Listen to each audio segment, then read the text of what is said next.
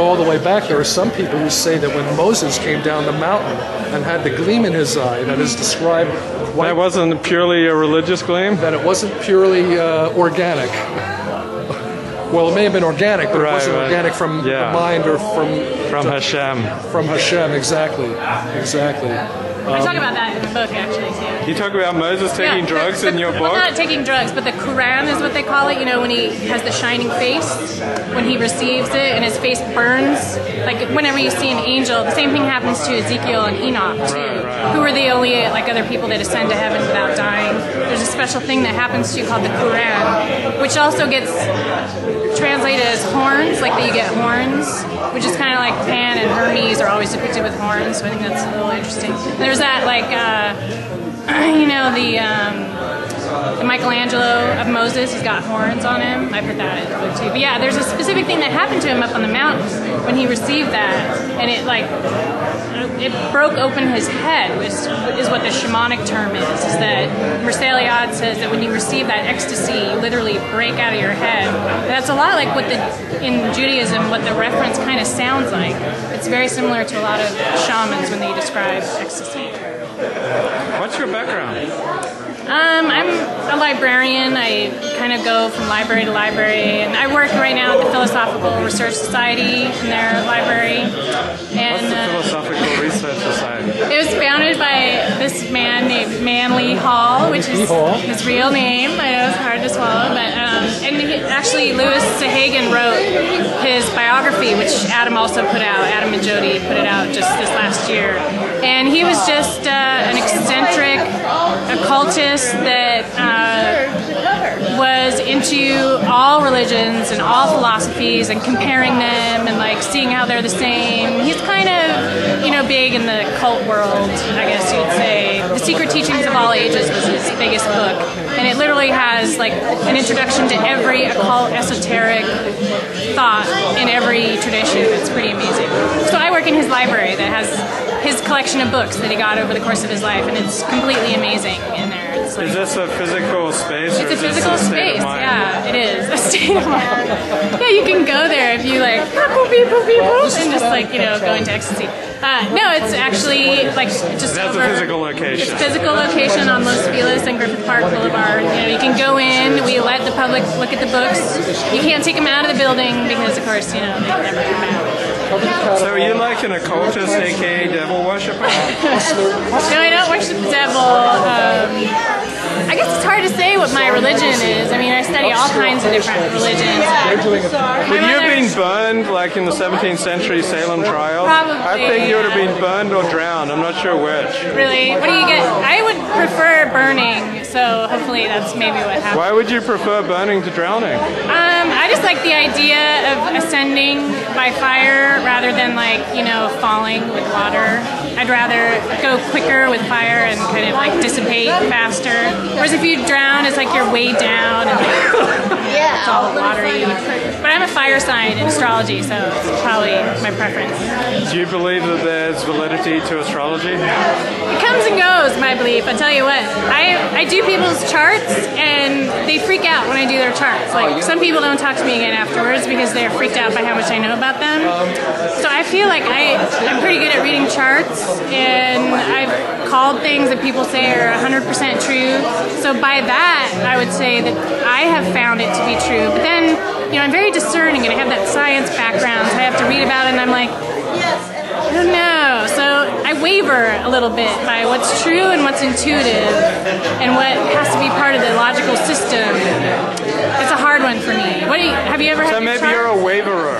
A waverer, that's, yeah. I think I can see my new movement will be called the Waverists. Yeah. Right. No, I've never had a child. There's this thing, with the sidereal time where people are using a system that's thousands of years old, and actually the constellations are not in that spot anymore. Right. Isn't it if I'm physically, scientifically proven that this is nonsense? It's true. The constellations are not in the same spot. So if I'm Sagittarius, actually, I'm really a couple constellations over because of what's reflected right now.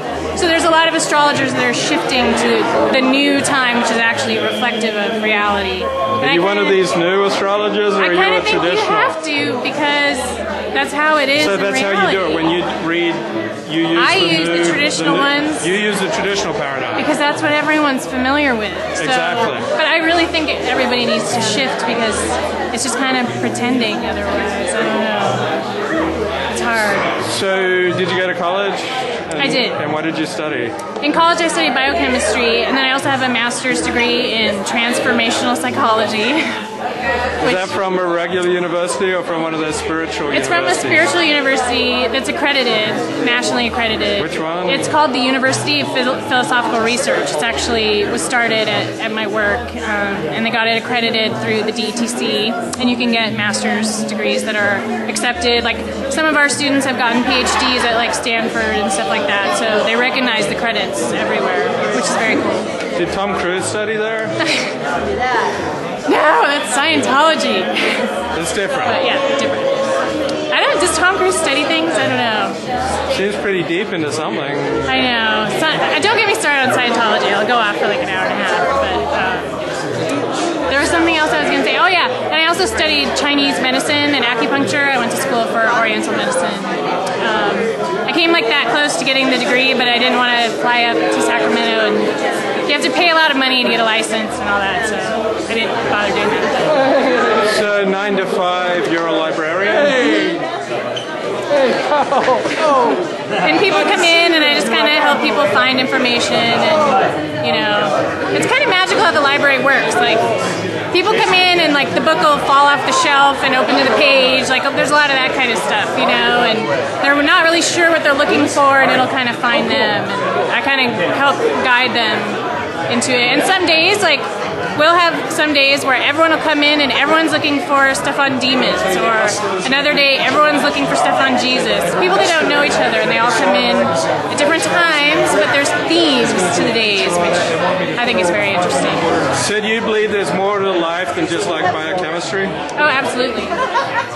Yeah. So are you an occultist? Well, the word occult means hidden knowledge, so I am someone who studies hidden knowledge. So if you go by what the word means, I would say yes, I am an occultist. But if you think about, like, you know, dancing naked over fires while worshiping Satan, yeah. Could I get some video of that? No, I don't really fly that way. Do you like to stick pins in dolls of people you just don't in like? people, the acupuncture. But what about if dolls? I don't like them, then I just stick the pins right in them. I don't bother with the doll. Do you like sacrifice animals? Oh, no.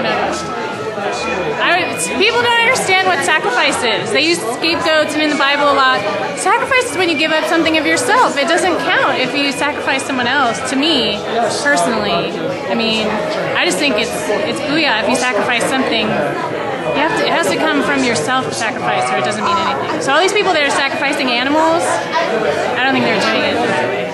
So I'm trying to understand, are you more scientific or are you more occultic? Or you're equally both? I mean, you go back far enough in history, and science and religion are completely together. I mean, shamanism is like the earliest form of science and religion. You can't separate the two from each other. So, I mean, I think any scientist is really a religious fanatic at heart. They're just trying to prove what they feel, but then they also want to, like, disprove it so they don't have to deal with it in a way. I've had some ecstatic experiences myself where I've felt what I interpret to be feeling God, you know, and having an experience of God. Were you under the influence of drugs at the time? When I had the experiences, I was not, although I have done drugs in the past, and I died. That's for scientific reasons. Yes, exactly. You died. I died when I was on drugs, and then I had a shamanic experience where I was torn apart and put back together, an initiation, you know, I guess a lot of people would call it.